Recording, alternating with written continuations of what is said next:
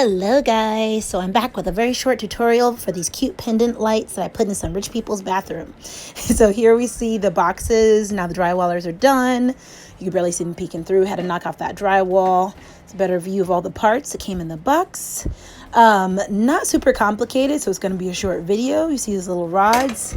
They're going to hold up the glass pieces. Here are wires, basic wire up, black to black, white to white, green to green.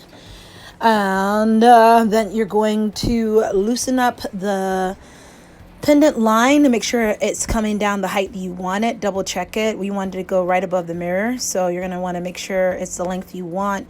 Then you're going to tighten it back down, those little screws there. And yeah, that is so basic. You put in the bracket and connect the wires and put up the housing, and you are done as far as lighting it up. And then you use the little rods to suspend the glass fixture on it. That's all, guys. Any questions? Please put them down below and let me know how it goes in your house if you put in these fancy dancy little pendants. Imagine it didn't have to be in the bathroom. It could be anywhere. Have a wonderful day.